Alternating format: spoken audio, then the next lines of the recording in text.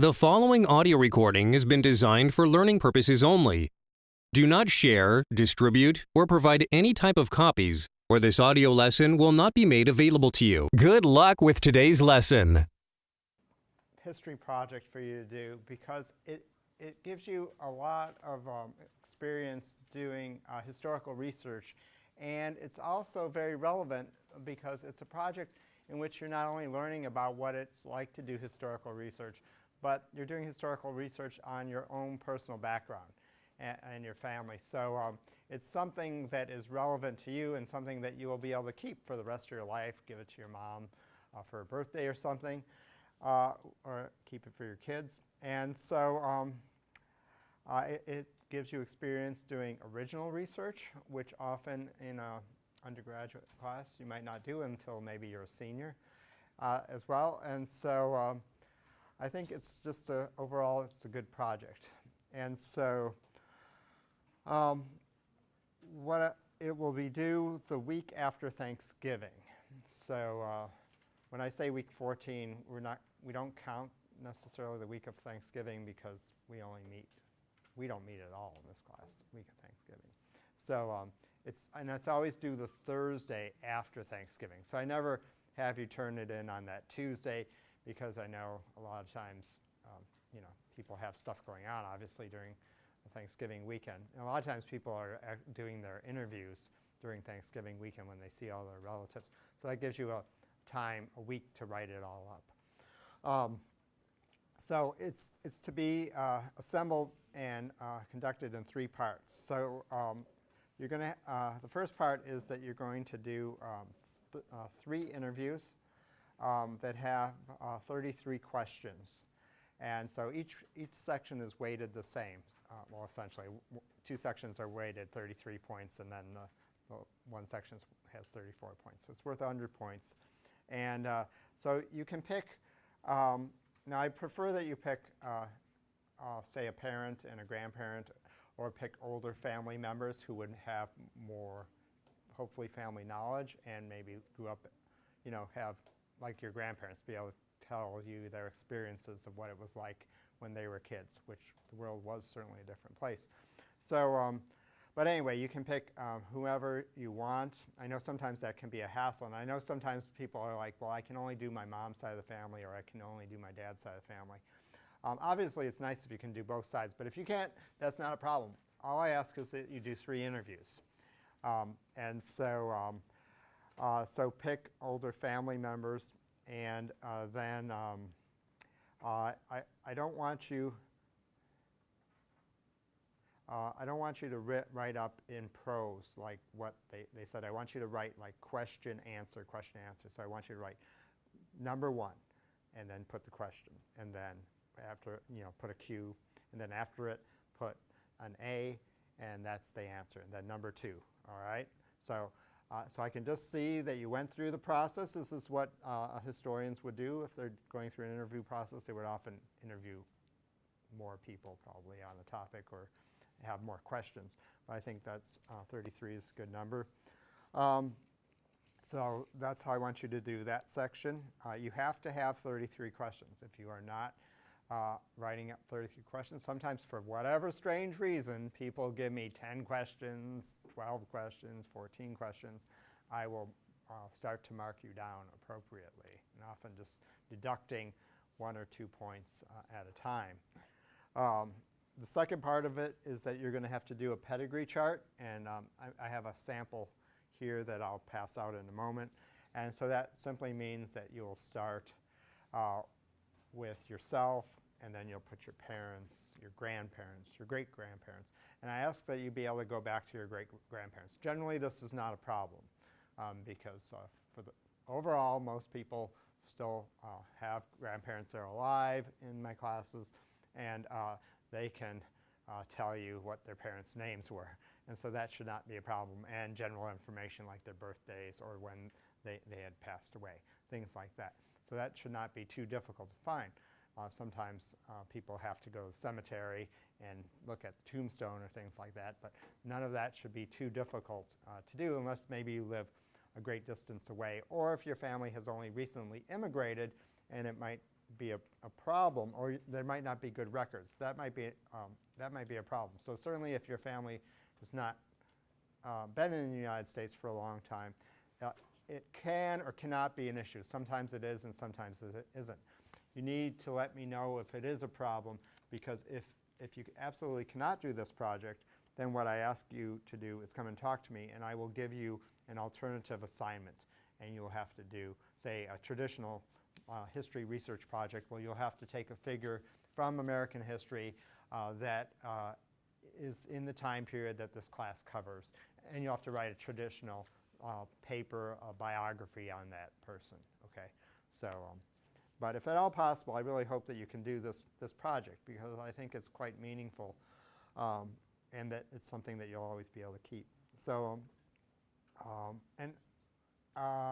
to find out information about your family, I'll show you, actually I'm going to go online and show you what's available to you to find out information, what records are available for free online through the state library. So I'll do that in a moment. And then, and also you can go to like websites, not only Heritage Quest through the state of Michigan's library, which I put on here, that has, that has Revolutionary War records, it has Freedmen's Bureau records. A lot of times people are quite successful finding information in the U.S. Census, and sometimes they're not. It really depends. It depends on if your ancestors answered the questions for the Census Bureau, or if you can find them. Sometimes people lose track of where their family came from and they're not quite sure. But there are databases that are a lot easier to find information now than, say, 15, 20 years ago. When I used to do this research, I used to have to go to two places, to the main library in Detroit on Woodward, or to the state library, and actually have to go through, talk to the librarian, and they would bring me microfilm, and I would have to go slide by slide through the films that I thought would relate to where my family lived at the time, whenever it might be in the 19th century. And that was extremely time-consuming and difficult. You guys have it made, because that is not a problem nowadays. It's all been digitized and it's online. The problem nowadays is it's because of human error and because of the difficulty sometimes to read the 19th century handwriting, that when they are entering information, there's problems and it can be difficult to find. So that's the problem that I've been finding recently when I go back to look at some of my family records, which I know exist. So the Mormon Church, the Church of Jesus Christ of Latter-day Saints, has extensive records as well that you can locate at familysearch.org. So, and then the last part of the assignment is that I ask you to write up a summary. Now this can be a summary certainly of things that you have learned through your interview process and through the whole research project as a whole. Sometimes it's things that might not have been included in the interviews that relatives have told you along the way. It can be information about maybe your family's experience if you've recently immigrated to this country, about what that was like. It's really, this is about documenting your family history and writing it down and for future generations. So it could be stories that maybe your grandpa told you about when his family came over here from somewhere 50 or 70 years ago, and no one's ever written that down. So the summary part is really quite open. I just ask that you write 3 pages on it. And so it can be about your family name. Sometimes people look up the meaning of their family name as part of this whole project, and where did that come from? It could be from a village somewhere where you were originally from. It could be your name could possibly have been changed when you came to this country, which is not uncommon as well. So it can be a variety of things. It does, and it can be a host of all these things that are put together. You know, you're not just focusing on one thing when you're writing the summary. You're writing about your experience doing this. You can tell me about what that was like as well. Okay, so it's really quite open. Do you have any questions about that? I just ask that you start thinking about it, because the worst thing you can do is like I don't want you to be like surprising your grandparents at the last minute and your poor grandma running around searching through boxes and drawers and everything like that. You know, let the old people know that you're going to be doing this, and don't just all of a sudden, like on Wednesday night before this is due, be calling people up. Yeah. Can you give us some of the websites to look at? Yeah, I'm going to do that. Well, I do have them on here. I'm going to show you how to use the State of Michigan website right now.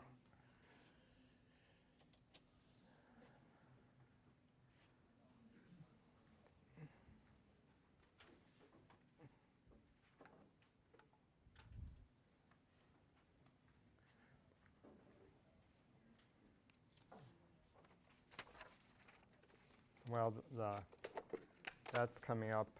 I've got a couple other handouts here. So this is a sample of a pedigree chart. It says generation pedigree chart. It's really up to you. You can use this one. You can make your own. I've had art students who've done amazing jobs making up their own. So it's really up to you. There's websites that have better ones that you might like. So this is a pretty standard one that has the first number 1 would be you, number 2 and 3 would be your parents, and then your grandparents, and so on and so forth. I would always say, sometimes people say, well, should I put my uncle and aunts? Certainly, that's always good. I ask that you do at least this much. It's up to you. Sometimes people say, like, I have 54 cousins. I don't expect you to write down all 54 of your cousins. You're certainly welcome to, but it's up to you.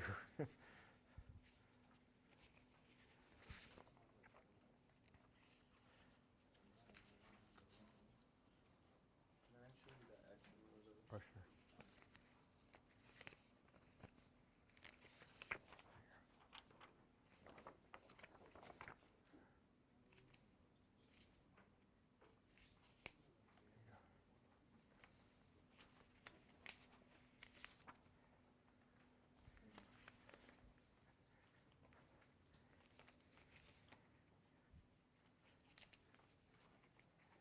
Here's the pedigree.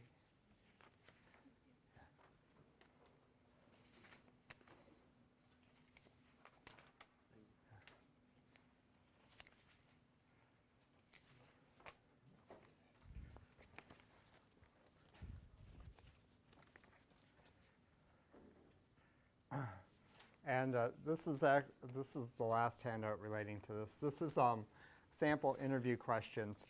I know it can be just from experience, having been a history student, that it can be difficult to try to figure out what do you actually want to use or what questions should you ask. And there's really no sense in reinventing the wheel. There's lots of great websites out there that have amazing questions. And what I've done is I've compiled a list here of questions that to give you ideas. Or I mean, you just can use these questions. There's way more than 33 on here. So you can pick and choose. What I ask when you're doing your interview is that you try to think, though, to ask relevant questions. So it is perfectly legitimate if your parents or grandparents grew up in a village where there was no running water, and there was no modern conveniences to say, did you bake bread every day, or things like that. Did you? But what was life like living in the village? How was that? And there's lots of questions you can ask about that. But if your parents or grandparents grew up in Warren in the 1970s, or 50s, 60s, 70s, do not be asking them if they baked bread every day and if they had an outhouse or heat, because they certainly did. So try to think about who the person is that you're asking questions to. Because sometimes I have people that are asking, questions would be perfectly fine to ask your great-grandmother who's born in the 1920s, but not to your parents.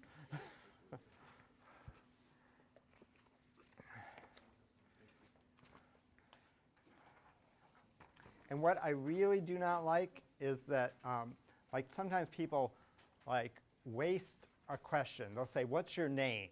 Okay, well, at the top of your interview, write interview one and then put the person's name and put the relationship to you. Because sometimes that can be confusing, and I'm trying to figure out, are you interviewing your grandmother or your mother or your great-grandmother? Okay, yeah. So is it like each person 33 questions? Each person is 33 questions. Yeah, it is not that bad. They can't be the same question for each person? I would say that I mean, it can be the same questions that you use, but I would say that sometimes certain questions, like I'm just saying, are more relevant, say, to an older person than to, say, maybe your parents or to an uncle or aunt who might be even younger than your mom and dad. Okay? Yeah. So that's what I ask, is you try to think accordingly. Okay?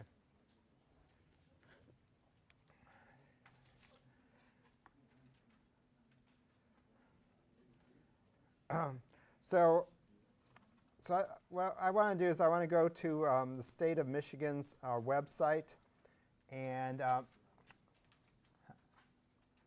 at mel.org, which I have listed here on the second section. And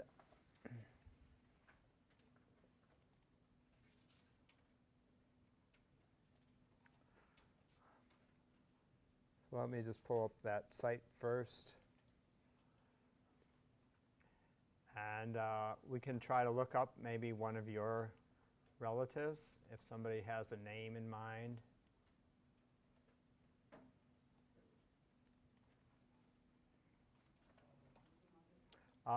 The census is only available from 1940 or before that. So it will be a few more years in 2020 that the 1950 census will start to become available.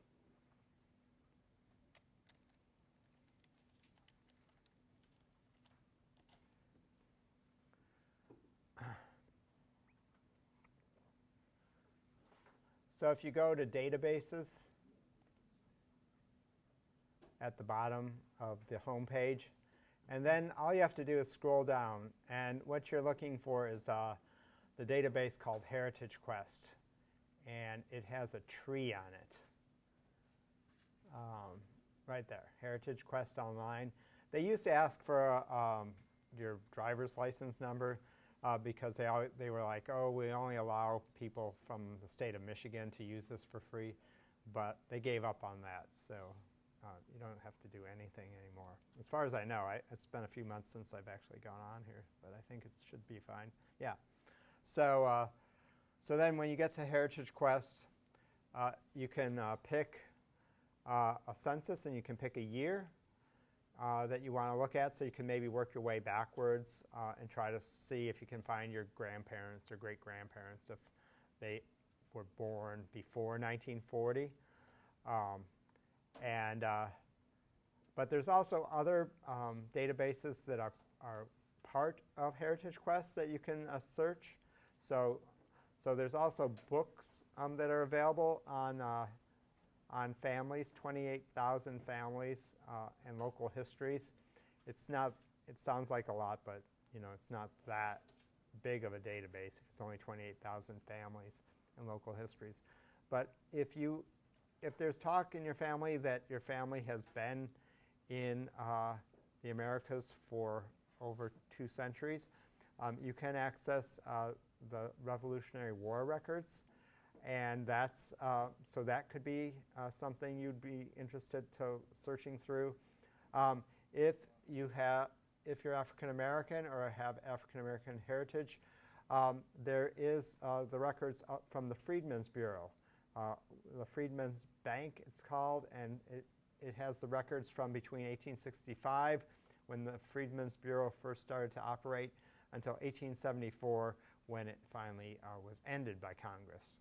So, so that could provide information to you as well. So,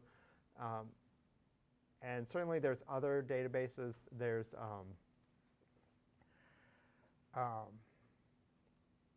certainly pay sites that you can go to.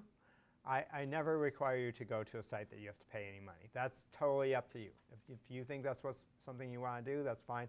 Although many of the sites that require you to pay only require you to pay after, say, 10 days. So a lot of my students have said, I go on, I use it for 10 days, and then I cancel it before I have to start paying. So whatever. That's totally up to you. There is definitely a lot of information that can be found, though.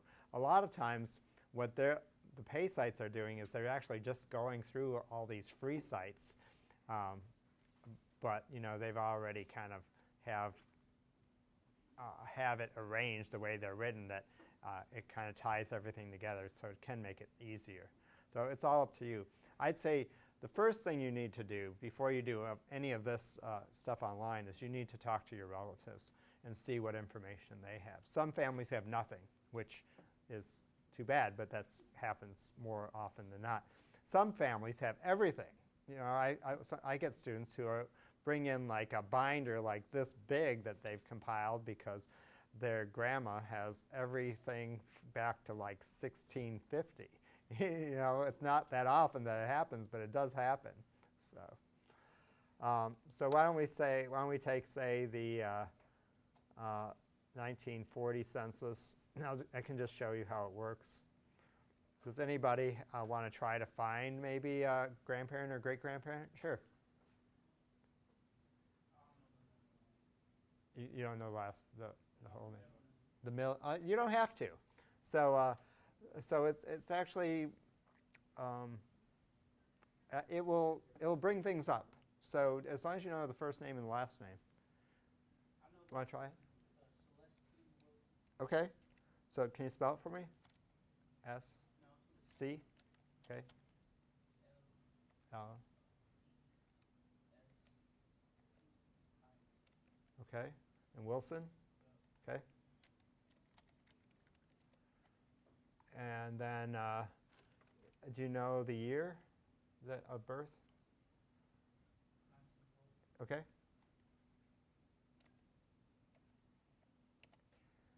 And then the county that she was born in? Any idea? No. State? Oh, okay. So.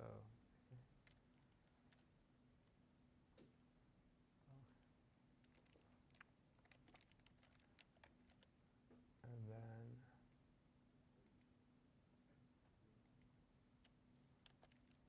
And where, do you know where she grew up? So we'll just put Michigan. All right.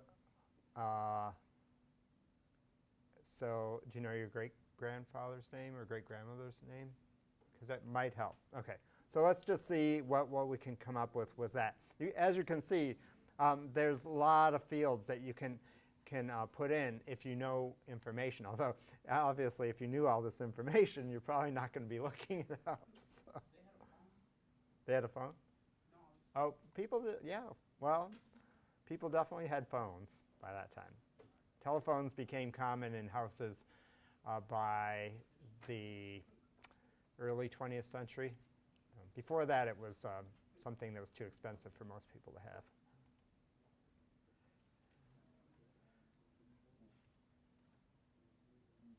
All right. So here's a Cynthia.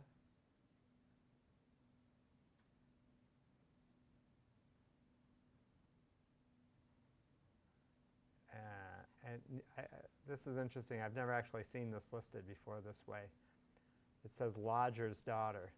So it was common years ago for people to take in boarders. They would rent a room from you, kind of like Airbnb, but you would just stay forever. I mean, stay for like a year or two until you were able maybe to go on and rent your own apartment or something. My great-grandma used to take in lodgers.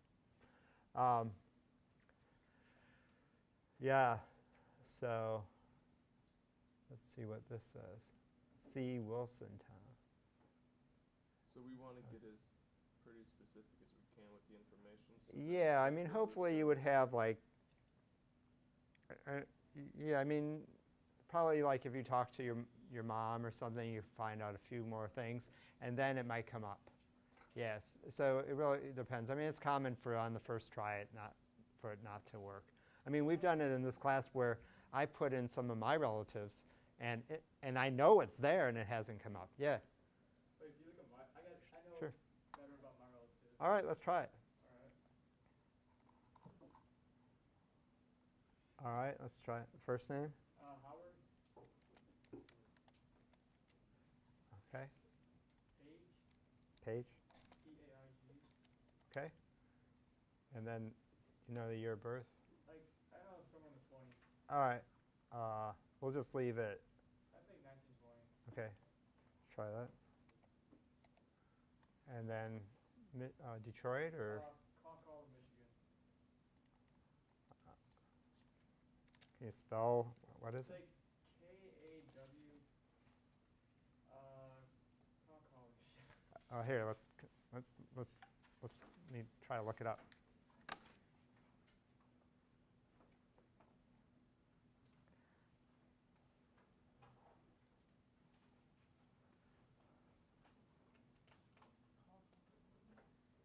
Kaala.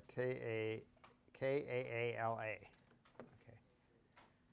Where is that? That's like a little beyond Bay City. Okay.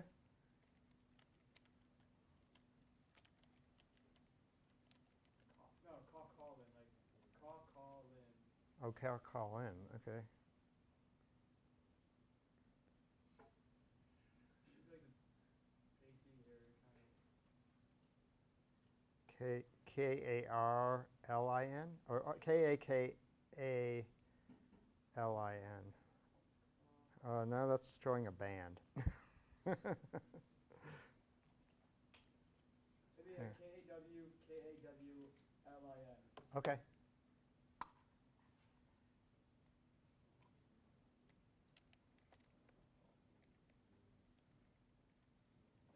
Oh, yeah. Good.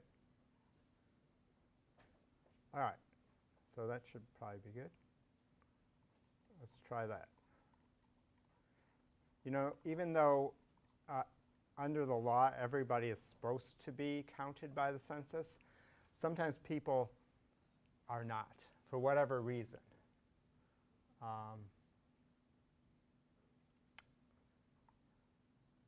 There are a lot of Howard pages. Let's see.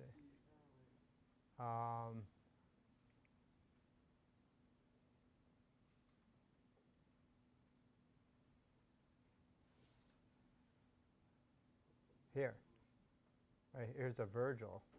This might be one of your relatives. Nah. No? Really? I don't have a Ralph in my family. Or never talked about Ralph. Huh. I wonder how many pages there are in Calcolin. A lot. Are there? There's a lot of pages What? out there. Oh, okay. Well, you all might be related to each other. No. Yeah. What's that? In some way, probably there is. Yeah. Okay. Huh. I know Any own a other farm. ones? I know they own a farm. I mean. Yeah. See, it could have been, yeah. I mean, it could be like in a township. So they're probably in there, though, somewhere. Oh, here, wait. Here's another page.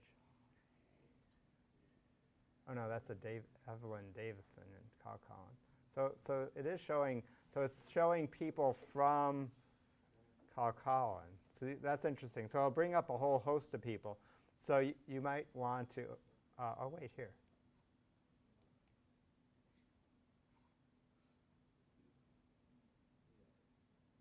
That might be him. Age, oh, he's 18. Let's see, household members. Go down. Maybe. It could be a relative or a cousin or something. So there's the whole household. Hold up, wait, that might be it right there. All right. So that's the whole household of people. All these people are living in the same house. That's a lot of people. But that's not uncommon. It's very common historically for people to live. All right. So there they are. So, you know, a lot of times, and what's interesting to do too, although So you can actually see the actual record. And so, let's see. See, you can see the actual record here. And it's really good to look at the actual record. And this will give you an idea of just how difficult it is to read this stuff. So that's why there's errors. And it's even worse when you're looking on a microfilm viewer in the library. But it's good to look at who lives in the neighborhood too. So don't just like look at this area where your family, you think that's your family, but look like below and above and look at the pages nearby. Because sometimes what you'll find is that families all live close to each other. And so you might find more information. Like I found so I was looking for like my great-grandmother at one point down in Detroit. But then I found like she was living next door, and like some of her kids, or like my grandpa or whatever, was living in the house next door, and some of the kids when they got older, like when they got married and stuff like that. So that's always a good tip too, because you never know what you're going to find, like who's living in the neighborhood besides them. But with the whole database, you know, like it was showing all those people from the same town. So that's really great. And before, you know, I always had to just look at this messy writing, and it's so difficult. How far can this go back? Because, like, name-wise, because I have the first documented Native American ancestor of mine. Okay. And that goes, like, Way back. very So the far back. Congress mandated in the when they had the Constitutional Convention that there had to be a census taken every 10 years. And the first census was taken in 1790. So it goes back. There's a problem, though, because in the 1890 census, the building where it was held caught fire. And so a huge amount of those documents were burned up. So 1890 is a really bad year to look for anybody. Okay. So should be aware of that, which is a huge bummer, because that's like when a lot of my relatives were in Detroit, and I would have really liked to have seen it. So, yeah. But if you go back, is it Sure. possible to click on like the kids' names? Would it pop up like their family, whatever? Like if you I'm not click, sure. could you like? It looks like it. Yeah, right here. So if you click on it, would like.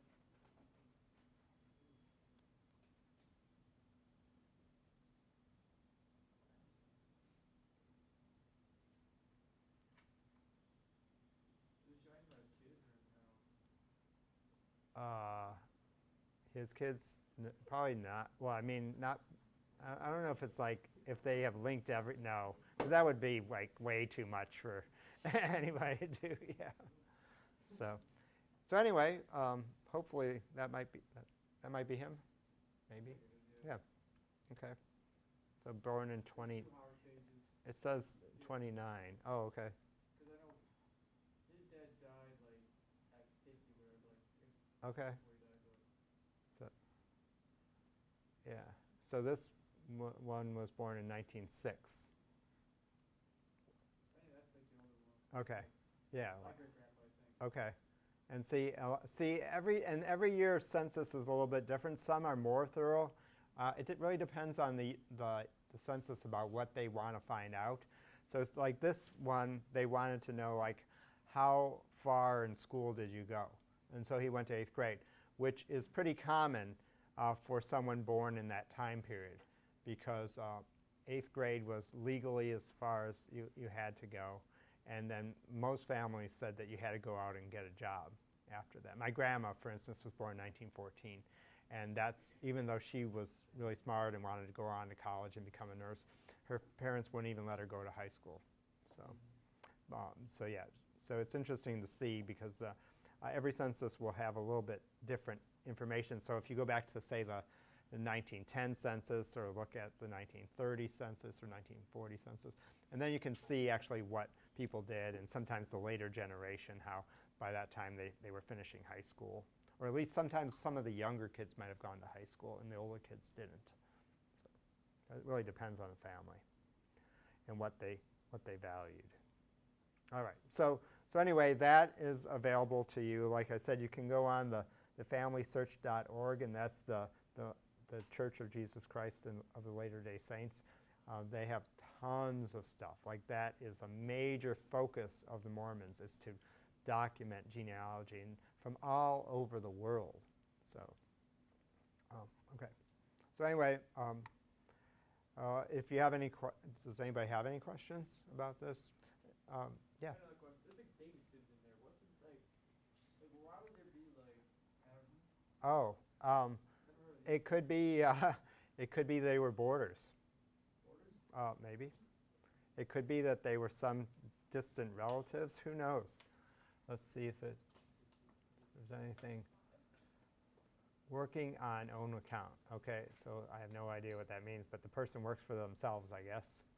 Value of home or rental, monthly rental if rented, fine. Huh. So, I don't know. It is not uncommon for, if people immigrated, for families to live with each other. I mean, it's obviously very common even today. If people immigrate, they all live together or near each other and help each other out. And then once people save enough money, they go on and get their own place, whether it be an apartment or buy their own house. It happens now and it happened then. So it could be that they were all living together. It could be that maybe they had adjoining houses. I don't know. Although that would be different. It should be under a different household then. Okay. I mean, there's people still living in the Okay. house. I mean, Is it pretty big? really big. Uh, I mean, Okay. Yeah. it's like high up. It's Okay. like very tall. Yeah. Oh, okay. Because that's a lot of people. But you know, they did not have. 100 years ago, people did not have the same sense of need of privacy that we would consider today. So you know, people often slept 3, 4 to a room, and 2 or 3 people, sometimes even to a bed. So you know, not uncommon for siblings to all sleep together. You know, like 3 siblings in one bed. So which actually, in those old farmhouses, before there was good heating, it was actually not a bad thing to sleep together because you all stay warm. Because historically, there's not heat upstairs in most houses, and you only get the heat that comes from the ground floor for where the stoves were, say at the turn of the century, that would just come up and then the fires would die at night, die out, and then it would get really, really cold. I have a cousin, my mom's cousin, who's 89, and he grew up on his grandparents' farm in the UP, and he told me that he would get up some mornings and there would be frost on the covers. So, and it was not uncommon to have to break the ice in the pitcher, because before indoor plumbing, especially in rural areas, which went on for decades, well into the 20th century. So before indoor plumbing, you would just have a pitcher with water in it, and then a basin. They call them pitchers and bowls, and that's how you would wash your face and brush your teeth. And that ice in the pitcher would freeze at night, and not completely, but there would be ice that would form on the top of it, and you would have to break it in the morning to, say, wash your face. Yeah, we have it made. All right. So anyway, start thinking about it. Start letting your relatives know what you're going to be doing. So, and certainly come and talk to me if you have any concerns or questions. So.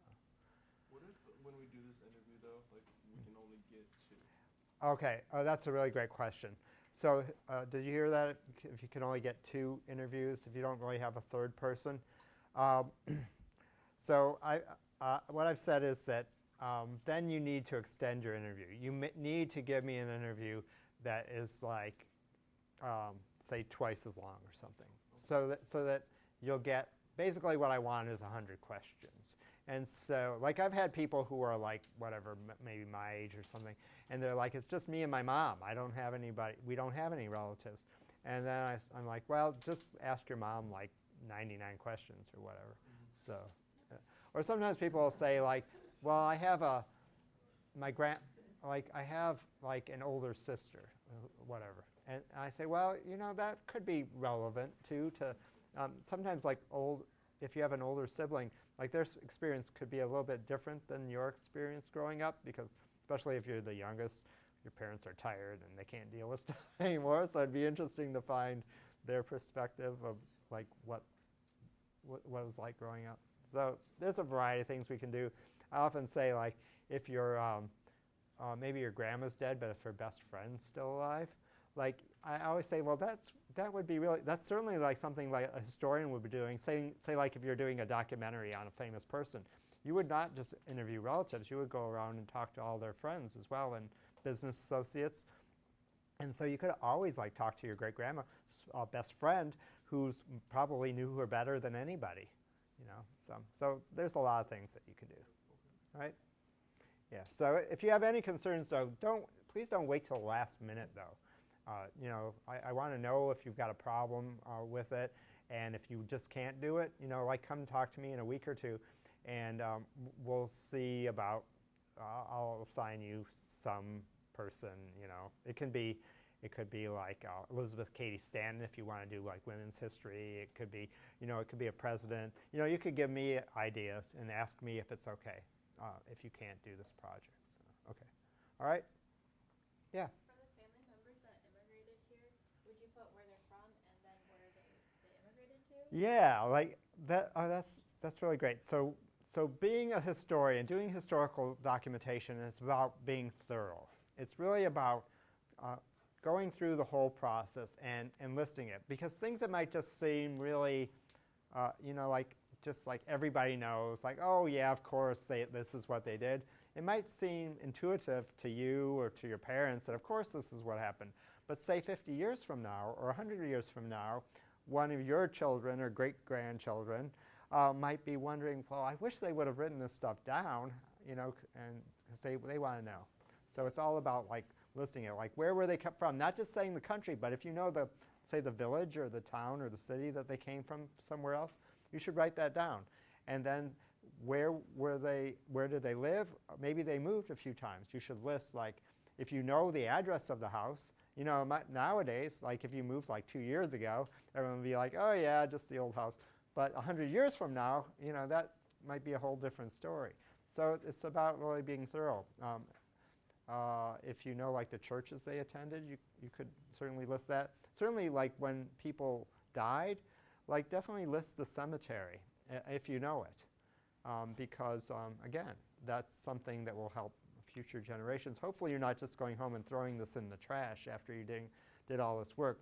Part of my goal is to make you do an assignment that's really going to be very meaningful personally to you, as well as giving you some insight to what it's like to do historical research. Whereas certainly you can get that experience by writing on some, you know, figure from a famous person from American history, but it's not going to have the same meaning. And so that's why I think that this is a much better assignment. All right? What kind of stuff would you like in like the final review paper? Because, like, honestly, I have For the review. Oh yeah, because I got a lot of really cool stuff. Like, what if we put like pictures and stuff? Oh, pictures are always great, and certainly like even if I feel like maybe you're lacking a little bit in some section, but I've seen that you've gone the extra mile by putting in some photographs and labeling them. Then I might give you a few extra points for that. So yeah, so that's perfectly, that's very good. Yeah. Because I got like love letters between my great-great-grandparents. Oh wow. Yeah, Okay. that we found digging through like Okay. super old Yeah, books. it's really up to you. Everybody's story is a little bit different. So yeah, no, that's good. And to keep, and actually then to have everything that's put together is really great, because oftentimes there's nobody that's actually done that. You know, a lot of times people say, oh, I really need to get to all that, and they never do it. And so you can be that person then. All right? All right. So yeah, and again, probably things will come up that you want to ask me. It's always best, though, if you think of it and ask in class, because usually you know, it's a question that might be relevant to someone else. All right. All right, so we should move on.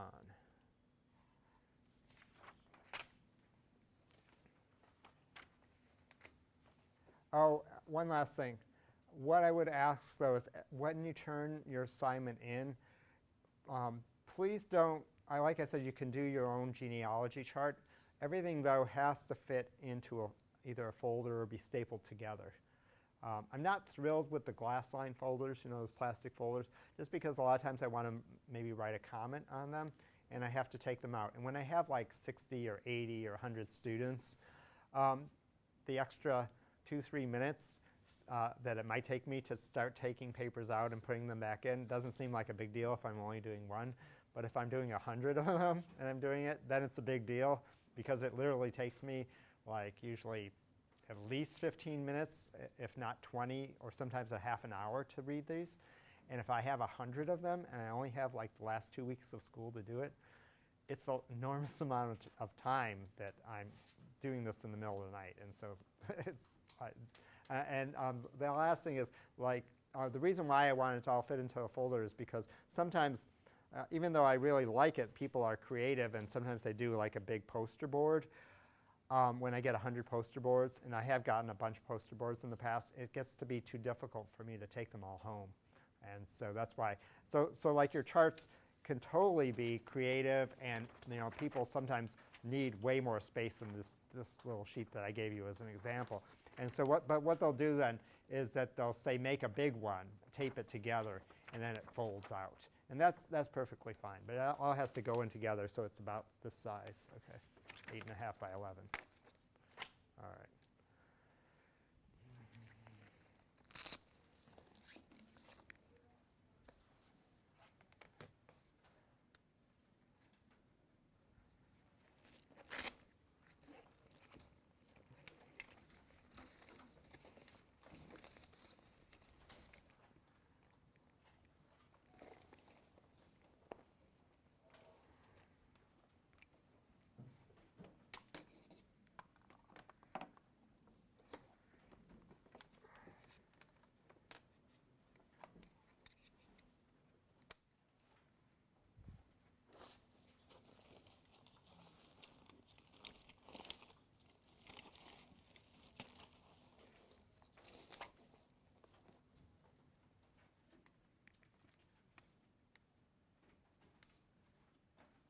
So I was talking about industry the other day, and I mentioned that I was going to talk to you a little bit about the lumbering industry. I showed you, of course, that one slide with the guy sitting in the cut of that giant tree. But I thought I'd go a little bit more into detail about exactly what the whole lumber industry was about in the 19th century, and really how significant that was.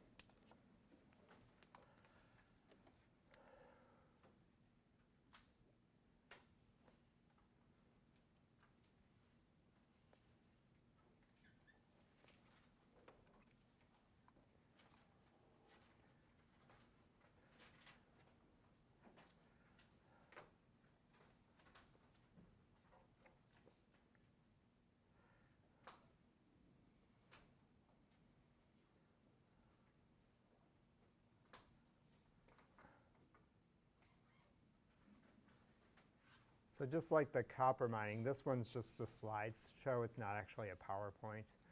So I've been, not gradually, like actively working on creating all new talks that are PowerPoints, but not everything has been converted yet. I've been doing this for 2 years, but it's a lot of time.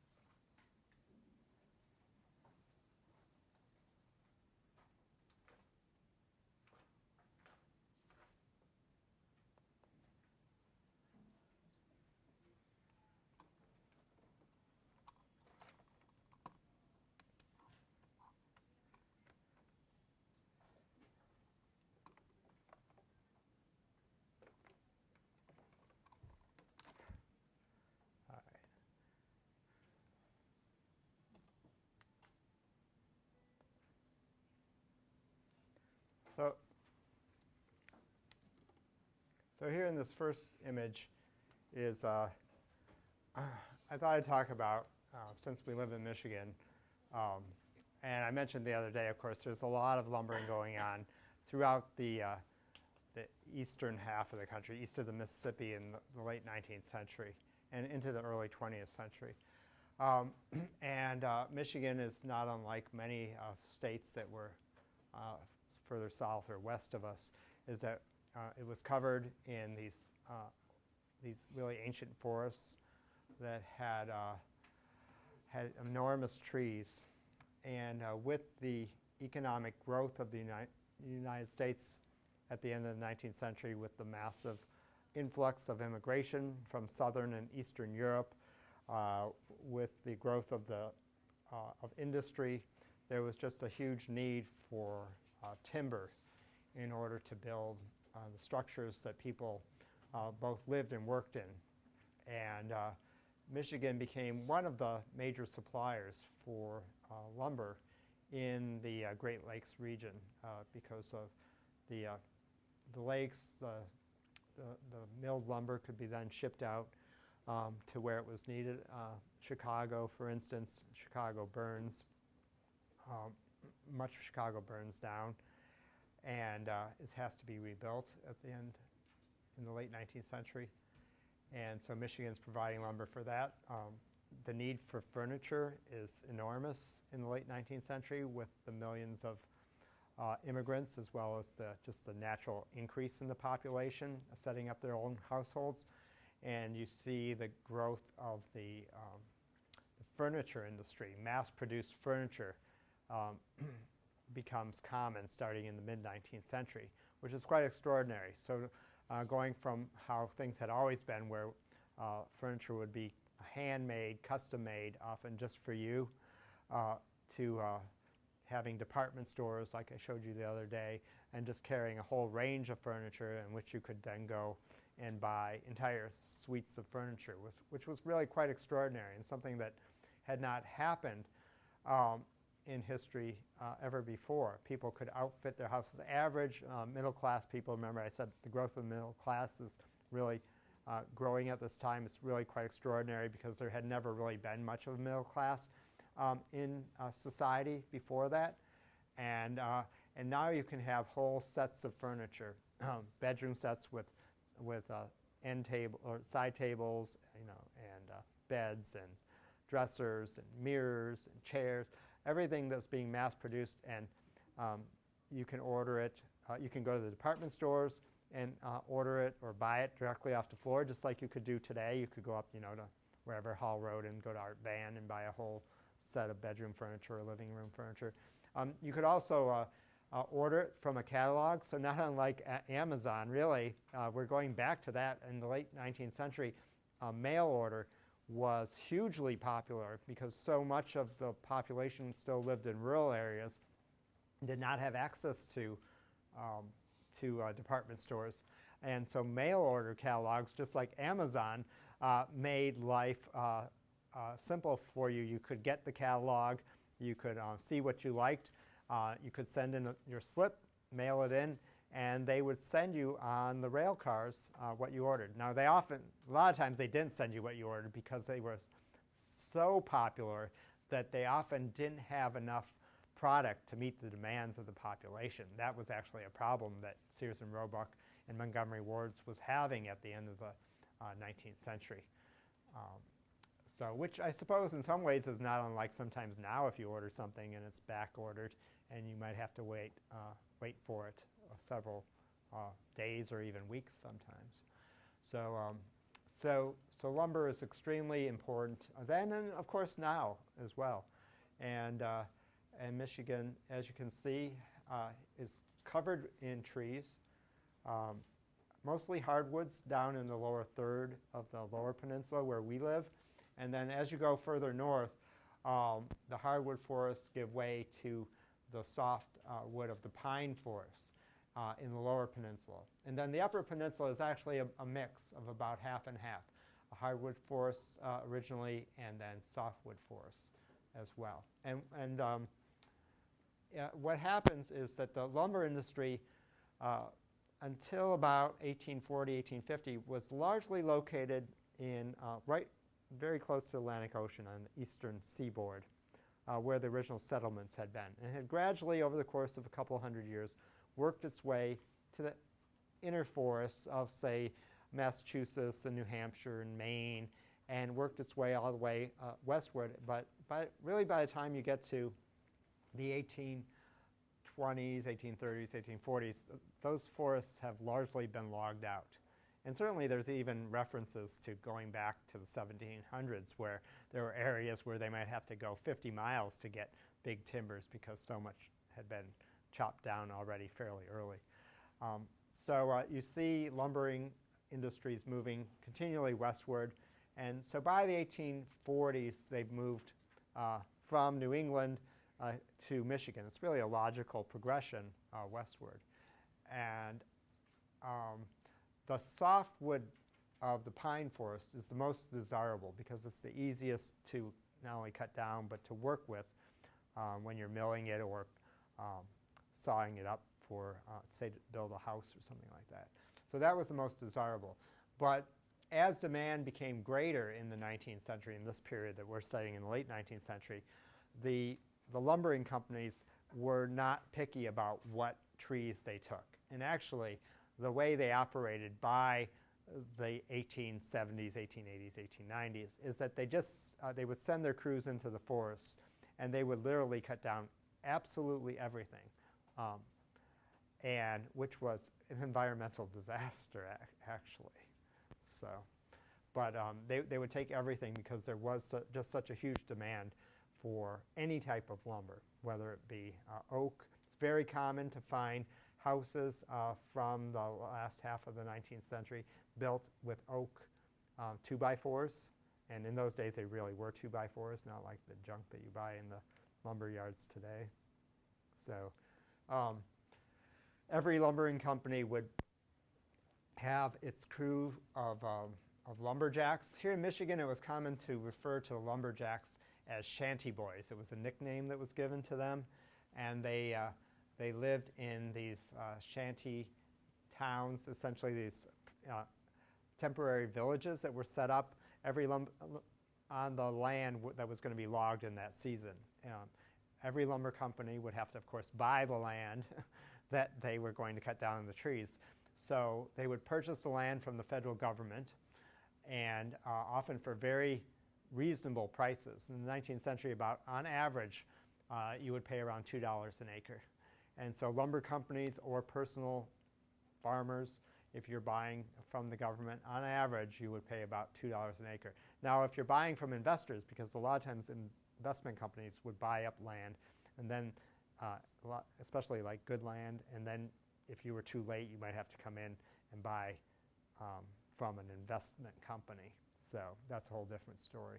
But lumbering companies generally are not going to do that. They're going to be buying from the government and then spending a whole season cutting the trees. Now, historically, lumber is only cut in the winter because of the ease of getting it out of the forest. These huge logs that have to be dragged on sleds to riverbanks that would be frozen, and then when the spring floods come, they could be floated down the rivers. As time went on in the 19th century, it became more and more common for lumbering companies actually to harvest the trees throughout the year. And that's because of railroads allowed them to build their own little narrow gauge railroads into the forest. There are also other things like these huge big wheel contraptions that I can show you that they used as well. So this is what a shanty town, the shanty boys would live in, these lumbering villages. These buildings could be taken down, and then the next year they would all be moved to the next plot of ground that was going to be cut down. And so the guys ate a lot of calories. Nobody was counting their calories when you're a lumberjack because of the amount of physical labor and working out, like I said, a lot of times in the wintertime. And so they would have huge breakfasts. They would have a snack before lunch. They would lunch. They'd have a snack in the afternoon. And the snacks always often meant like a bunch of fried donuts is what they were having for their snacks. And then and it was really a remote, lonely life in some sense because it's just a bunch of young guys, like, 17, 18, 19, 20 years old, working out in the forest for months at a time. And so, so what that meant was actually is that there's stories about the lumberjacks who would come into town in the spring after being, gone for months, and just like go nuts, go to the bars, go like chase women around and stuff. There was all kinds of houses of prostitution in these towns, like in Saginaw and Bay City up north. So it was really like the Wild West. So like you see in the movies where it's out, in Nevada or wherever that Hollywood is portraying, actually life was a lot like that in areas of northern Michigan during the lumbering times, which didn't last for that long, because once the forests are cut down, the companies will move actually north to the UP and west to Wisconsin. So here's a photograph taken around 1890 or 1900, somewhere in that era. Inside one of these cabins, the guys at night certainly would be exhausted, but after their dinner, which they called supper, by the way. In the 19th century, the term for the late meal in the day is called supper. Lunch is often a snack in the afternoon. Dinner is the noontime meal. They might sit around, play music if someone had a guitar or banjo, or tell stories. And then everyone would go to sleep. The bunks were up here, built against the sides of the walls. So there'd be a lower bunk and an upper bunk, and where there'd actually be beds sitting up in those spaces, which you can see in this photograph here, an iron frame bed in each one of these.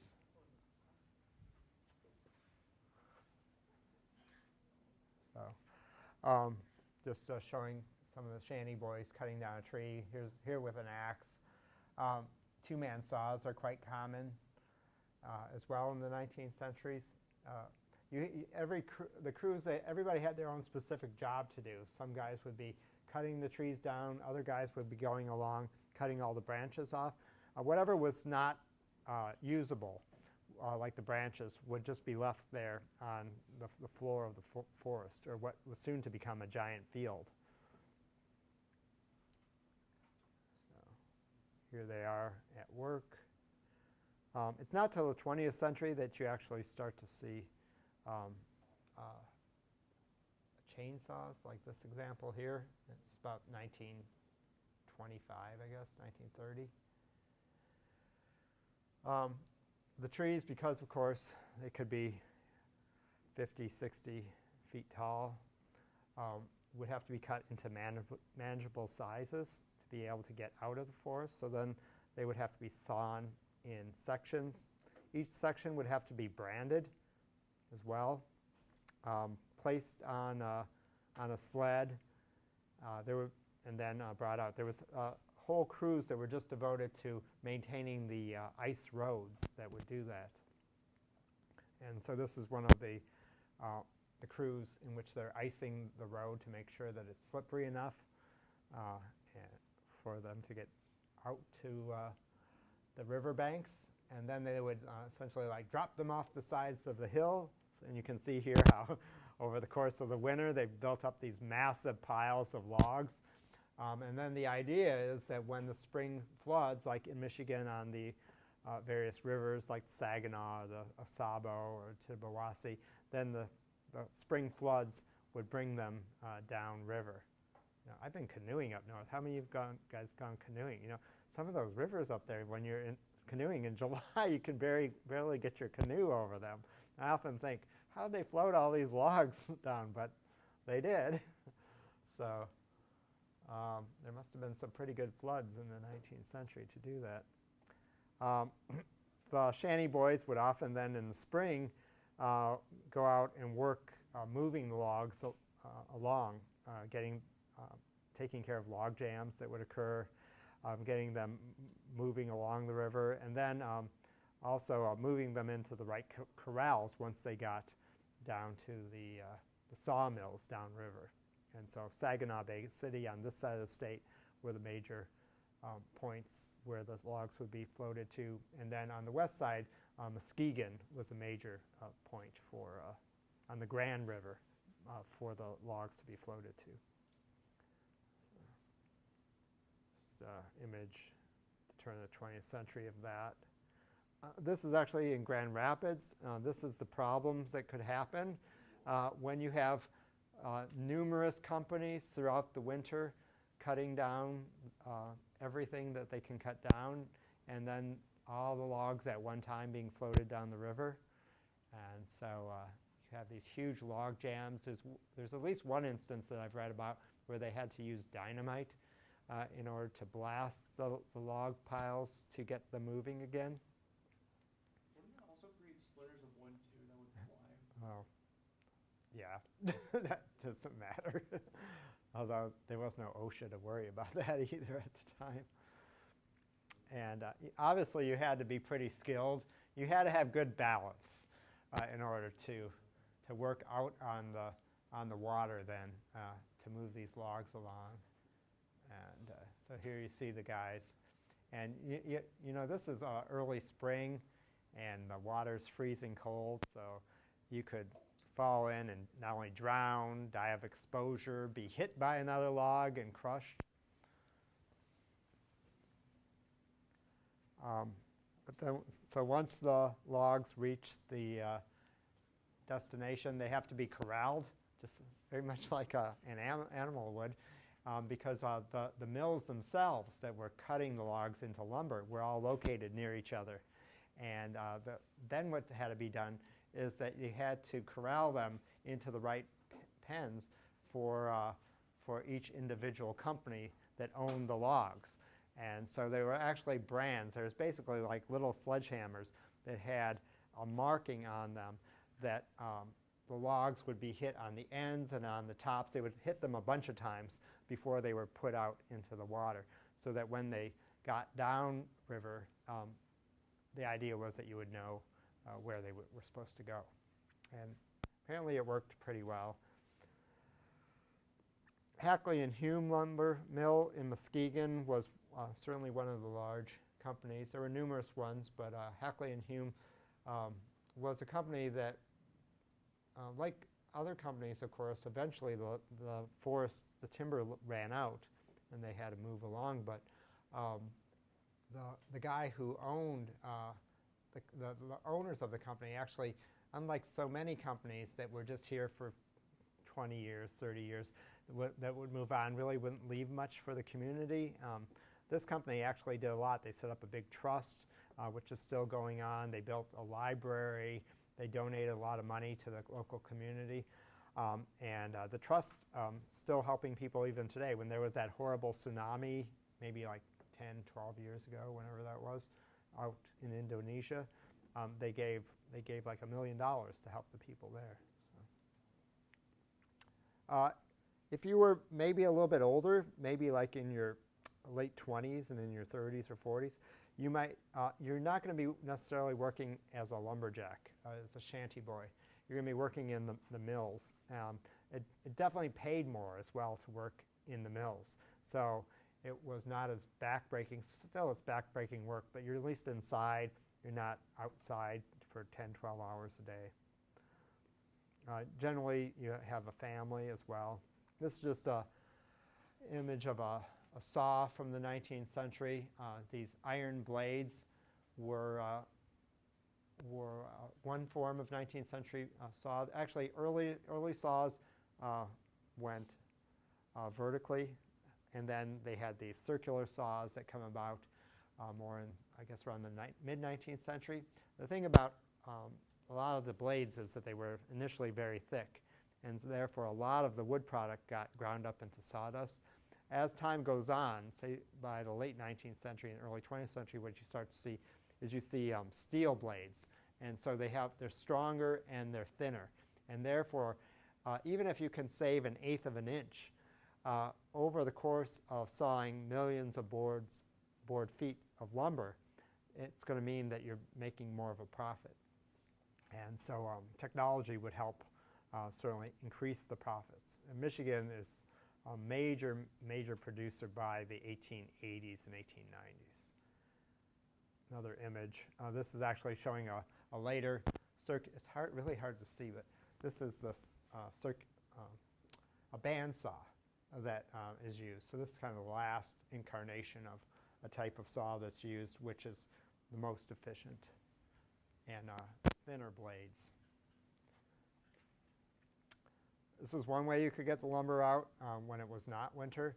These are called big wheels, and so the logs would be chained to this contraption and then hauled out of the forest by teams of horses. And it's actually invented here in Michigan, these big wheels. Here's another image of a big wheel with these huge workhorses. Some companies, some of the bigger companies that could afford it would build these narrow gauge railroads and then haul their lumber out to the main lines this way. But I think it's really interesting to see, you know, here they're hauling out the lumber from the forest, and do you see even one tree in this picture? That's what most of the up north looked like 110 years ago. There was nothing. They cut down every twig along the way, and then they left all the scraps, all the branches, which was actually pretty disastrous because of the fire danger. And so I'm pretty sure the Ubers were not happy. no, in those days, you know, historically people didn't think about the environment. Historically, in Western society, the forest, if you go back to, you know, medieval times and settlement times in America, like 1600s, 1700s, the idea of the forest is really this place that needs to be tamed, needs to be cut down. People are very superstitious historically, and so people would see the forest as a bad place, a place where witches would be, you know, where spirits were, bad spirits, and so it needed to be tamed. Wasn't it pretty much like that up until Theodore Roosevelt? There were national parks established before President Roosevelt. He doubles the size of the national parks. He really makes the president, as well as the population by the time he becomes president, starts to become much more concerned because of this, of what's happening. They see that the world that they've known in the 19th century is disappearing very quickly, all that natural world, which for many people had been something just to take advantage of then by the late 19th century, make money from. Not necessarily like the 17th and 18th centuries ideas that there's spirits and demons and things, but just like economically it was a good thing. But then they're realizing there's not going to be any of this natural beauty left if we don't start doing something about it. I can imagine though when the fires or these things were just burned for like miles. Well, it did. And so actually, when Chicago burned in 1871, there was a drought. And that's part of the reason why Chicago burned down. The other reason why Chicago burned down is because everything was built out of wood, it was really dry, and they had no zoning. And so you could build a paper mill next to a turpentine factory. And so it created a firestorm when all these factories blew up that burned down the city. So that was a huge problem as well. And the day after the Chicago fire, actually a fire started near Lake Michigan on the west side of the state, and because the drought was throughout the Midwest. And it spread all the way from Lake Michigan, burned a path all the way across the Lower Peninsula to Lake Huron. And it was a horrible firestorm. Many people died. People who survived had to jump into wells and spent the night in lakes and things like that. So it was a horrible, horrible situation that people found themselves in. And then actually 10 years later, in 1881, there was another devastating fire in the Thumb area that burned a whole section there as well. So it's largely because of really the no thought that was given to the environment and just cutting everything down, leaving all this dry tinder It's just a really blurry picture that was taken in the end of the 19th century. And it's actually a portable sawmill. Some companies could actually even bring their own mills to the sites where they're cutting down. So this is what much of Michigan looked like at the end of the 19th century. It would have been nothing but barren land with the debris, and then starting to be some new growth that's starting to grow up. But what happened was you would have these rainstorms, and because there was nothing left to hold the soil in place, the earth would just wash away and it would run off into the rivers and streams, and then silting up the rivers and streams, and of course then harming the fish populations and the other animals that would, wildlife that would live throughout there. The deer had nothing to eat. It's a huge problem. In one instance, in some areas, so this is probably the worst example that I found of erosion here in Michigan. It looks like something out of a science fiction movie, is that so much earth was eroded that you had nothing left but these roots of the trees that are standing in these giant, I think those are hawthorn trees up in the eastern part of the Upper Peninsula.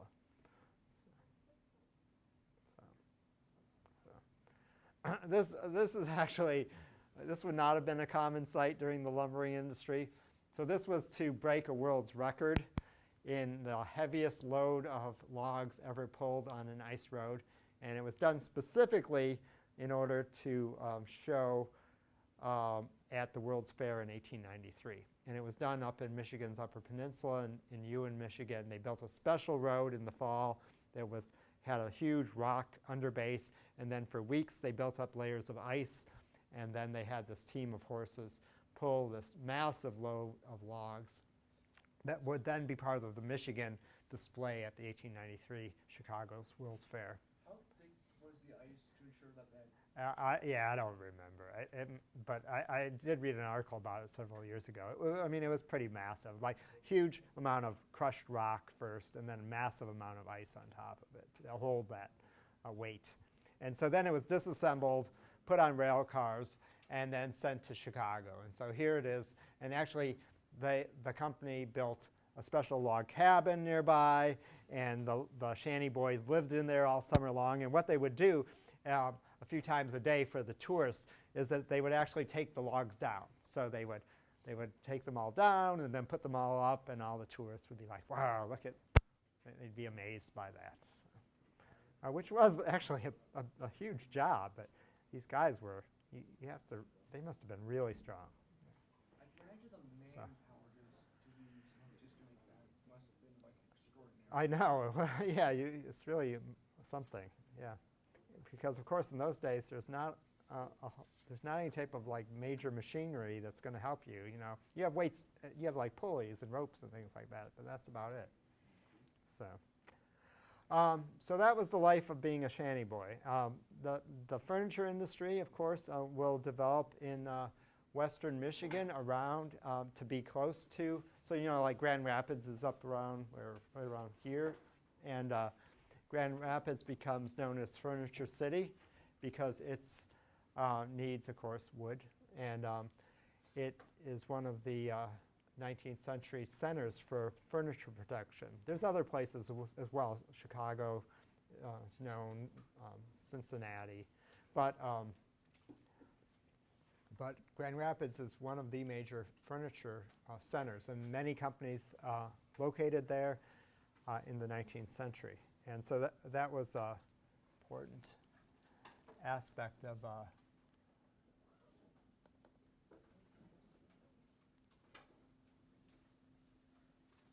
the industry. So you go from handmade furniture, like you would find in the 18th century, like these examples here, that would have been made during the colonial period, to then by the mid-19th century and late 19th century, so these are just all examples of that, which you don't need to really get into too much. By the mid-19th century, the last of the handmade furniture is in this style. It's called the Rococo Revival. And it's quite elaborate. You have really skilled craftsmen. In the mid-19th century, you have a lot of immigrants from Germany actually coming. There's a great tradition in the German states, because Germany isn't a single country then. It was a bunch of different countries where people spoke German. And they immigrated because of the political unrest in the late 1840s in the German states. And a lot of these guys had really great skills as woodworkers. And so you find a lot of really amazing carved furniture made here in America. It's considered, obviously, it's American furniture because it's made here. And it's made by these new Americans who had been born in Germany and with this heritage of carving. And it's known as the Rococo Revival. And so pretty incredible examples. I'm showing you, obviously, the best of the best. No sense showing you the junk. So this stuff is made by a guy named John Henry Belcher and his workers in his workshop in New York City. Yeah, Martes. Historically, everything would have been made by hand. Yeah. And that's why before the Industrial Revolution, everything is so expensive, and people do not live with the type of stuff that we have, where, people are trying to get rid of stuff because you got too much stuff. That's not the problem historically. People do not have enough normally. So this is really an incredible example of a chair. This is actually called a slipper chair. Probably dates to about 1855 or so, 1860. And it's carved out of a piece of plywood, which is interesting because plywood we tend to think of as something that's used just to build, houses or whatever. But it's a piece of plywood, so plywood's made with thin layers of wood that are glued under pressure. And the outer layers would have been a very exotic wood called rosewood, which is a tropical tree that smells like roses when it's cut down.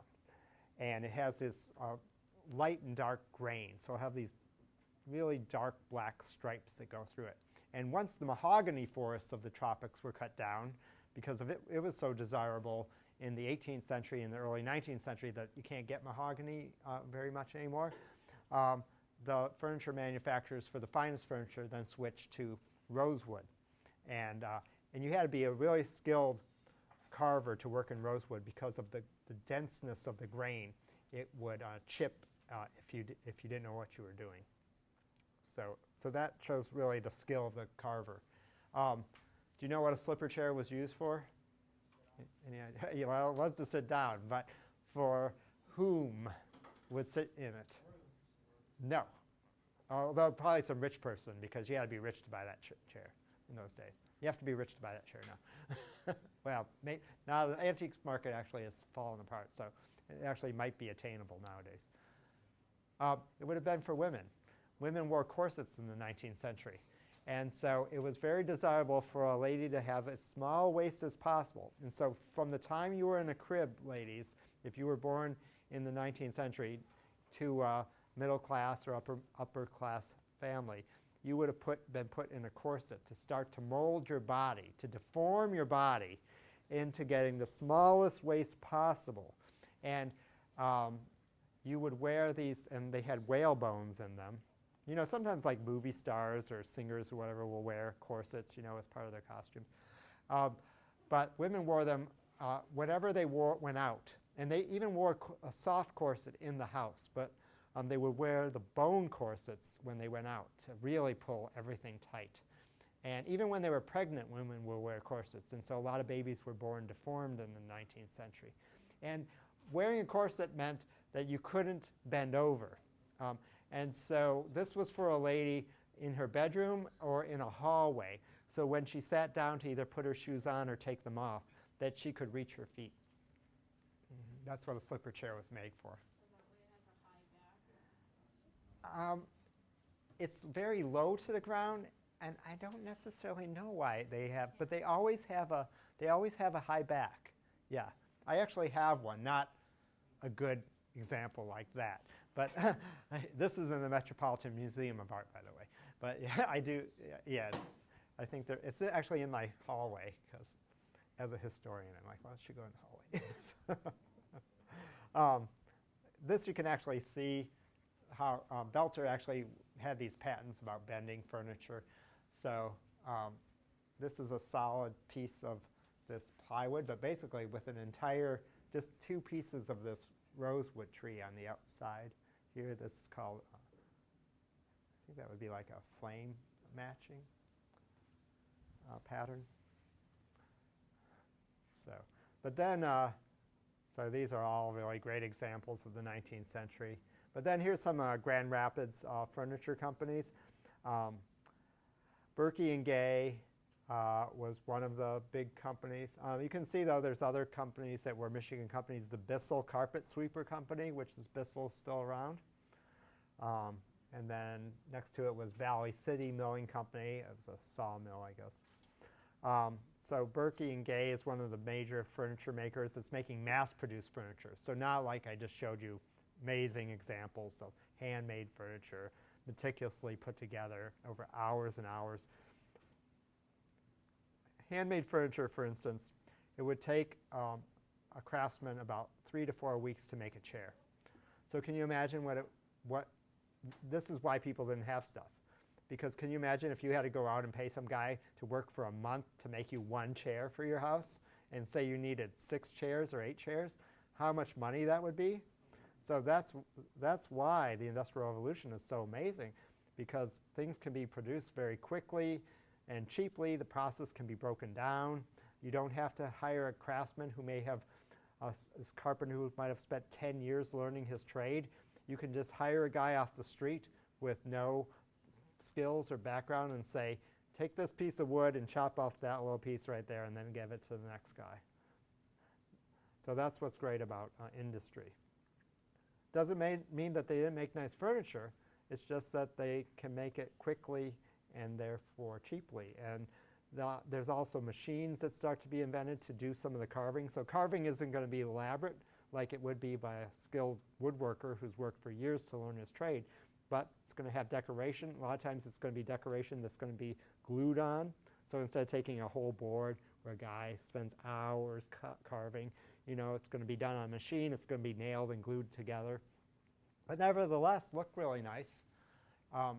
And then all those department stores, mail order companies, twice a year they would go to Grand Rapids. And in Grand Rapids they would have what was called a furniture fair. And it's just like they have buyers markets today. If any of you know people who have businesses and they might go to Dallas once or twice a year, because that's where one of the big sales go on to buy stuff for stores is nowadays. But they would go to Grand Rapids. And the Grand Rapids furniture manufacturers each one would have like a warehouse that they would fit out with everything that they were making that year, and so that the buyers could see. And then say you would get the Hudsons or the Macy's or Marshall Field's buyers, Sears and Roebuck. Montgomery Ward's was another mail order company. They would come and say, well, we want 600 of these chairs and 400 of those beds, and then they would put in their orders, and then they'd all be shipped off when they were made to those department stores. And in the center here, by the way, you see these are center tables. This photograph's taken about 1877, 1880, somewhere in that time period. And these are center tables. That was actually considered to be the most desirable piece of furniture by a housewife, no matter how much money you made in the 19th century. It's like a coffee table, except for they're higher. They're about this high. And more expensive ones had a slab of marble on top of them. Less expensive ones just had a wooden top, like this one over here. And if you couldn't afford to buy one, they often made little ones. And so if you had a tiny little apartment, you could buy a little one. But if you couldn't even afford the little one, what women did was that they took a box, like a crate, and they would put a piece of cloth over it and put it in the center of their room. It was referred to as the altar of the household, by the way. It's where you put your most valuable possessions. So nowadays, you might go out and buy a nice car, or you might buy a giant TV and put it in your living room, and everyone comes over and like, whoa! Well, in those days, you had a center table, and then you put whatever you value, like whatever your most prized possessions were, and that's usually what you put on there. It might be a statue. It would usually be a lamp as well.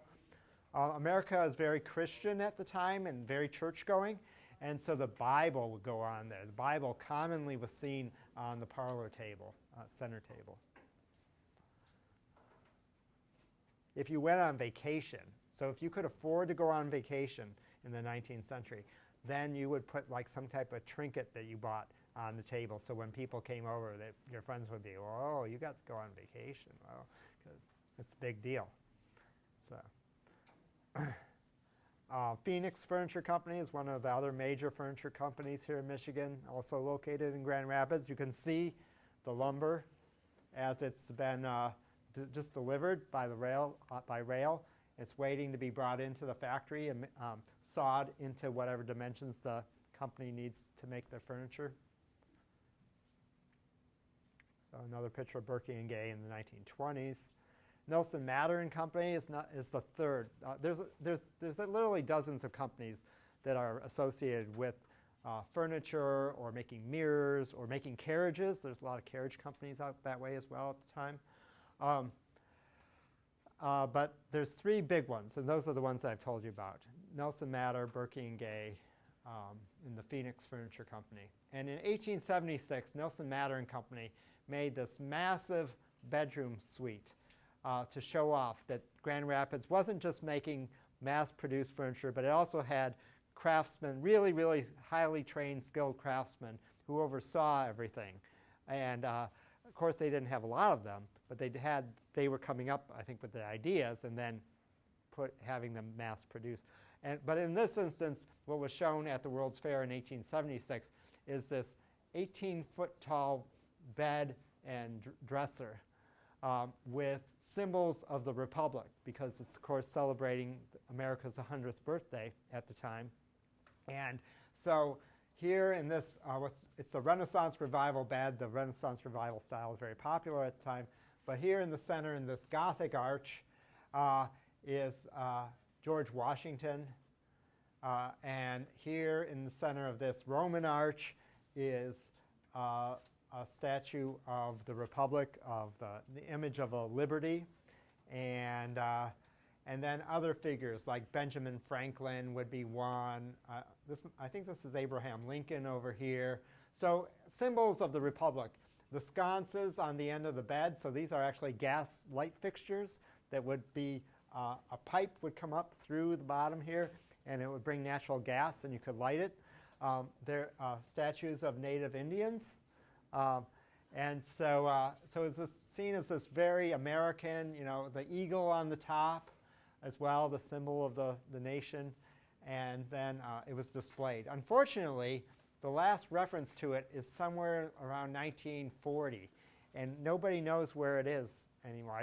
A guy wrote a book on Grand Rapids furniture, and I met him 2 or 3 years ago at a conference, and I told him that I always show you guys this picture, because I'm like, well, maybe one day someone will be at a yard sale and you'll find it, because people have been searching for it for like 70 years now, and we just hope that it hasn't been burned, because Victorian furniture, which is kind of a broad term for furniture in the late 19th century, mid to late 19th century, was often hated in the early 20th century, in the mid 20th century, when all modern designs came about, and people hated old-fashioned things. And so a lot of stuff was just thrown in the dump or put in a burn pile. And hopefully that's not the case with this, because it was probably the most elaborate bed ever made in a Michigan furniture factory. So anyway, that's all I have to share with you today. And enjoy your weekend. We'll be talking more about Chapter 16 when I see you on Tuesday. Good luck with today's lesson.